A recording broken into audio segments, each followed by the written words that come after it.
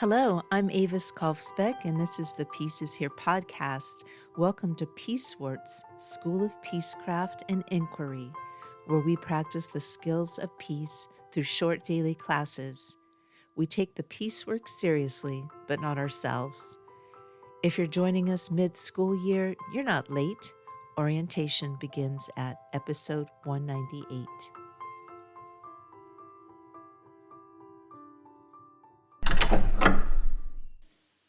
Welcome back, Peace Scholars. This is Universal Understars 101 in the Tower. Today we study a document that is often called the greatest peace speech in history, John F. Kennedy's 1963 address at American University. In this department, we view it as a masterclass in the high view, but today we're going to look at where the high view hit a glass ceiling. John F. Kennedy said, "World peace, like community peace, does not require that each man love his neighbor. It requires only that they live together in mutual tolerance." The concept, the strategy of practicality. Kennedy was speaking to a world that was terrified. He introduced a strategy of peace, an argument that we don't need to be perfect to stop killing each other. We just need to be rational. He famously dismantled the idea that war is inevitable, stating clearly that because our problems are man-made, they can be solved by man. The critique, the mission of the fantasy. But here is where we must be blunt. In his attempt to be practical, Kennedy may have missed the ultimate mark. In the speech, he said, "I am not referring to the absolute infinite concept of universal peace and goodwill of which some fantasies and fanatics dream. I do not deny the value of hopes and dreams, but we merely invite discouragement and incredulity by making that our only and immediate goal." It is now over 60 years later.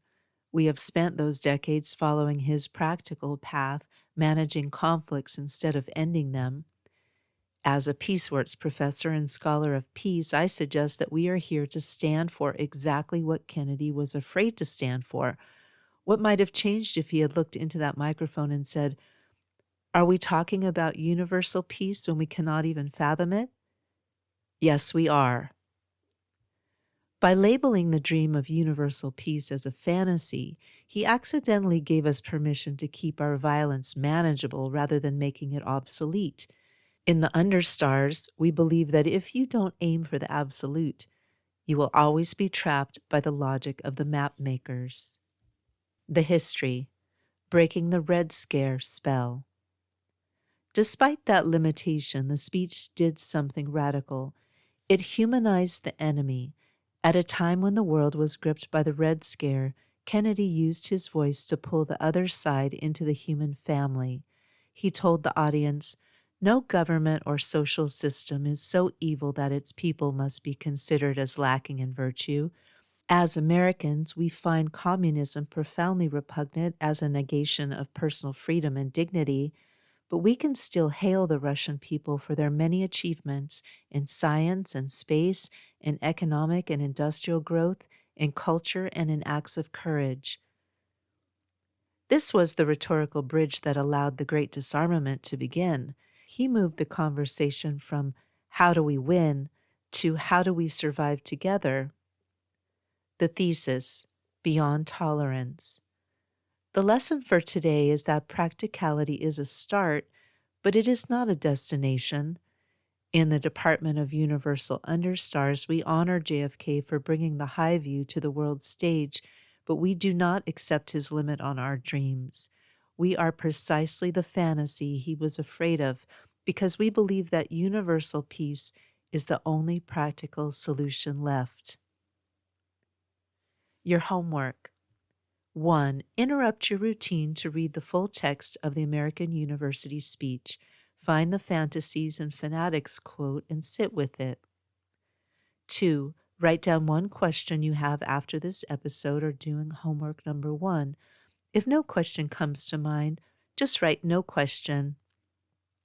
3. Optional. Journal about a fantasy you have for the world that others might call unrealistic. Why is that dream actually the most logical thing to want? Until our next lesson, keep your eyes on the Understars. Class dismissed. Thank you for listening. If you'd like to support the Pieces Here podcast, the most helpful way is to follow it wherever you're listening. It helps share the message with others. You can also support this piecework at my Patreon for $4 a month, about what a used paperback goes for these days. Just go to Patreon at patreon.com/Avis Kalfsbeck. That's AVISKALFSBEEK. My most recent book is Mana Mutante, a best friend eco-fiction novella about food systems, featuring Tilly, Camas, Pedro, and the rest of the gang. It's book 6 in the Pedro the Water Dog Saves the Planet series and is available wherever you buy books. You can find all of my peace projects and stay in touch at aviskalfsbeck.com. Music is by Javier Peque Rodriguez. Sound effects are from Pixabay. Regarding peace, we need not delay or despair. We are not late. We are right on time to love. We are all scholars of peace. Listen for the peace.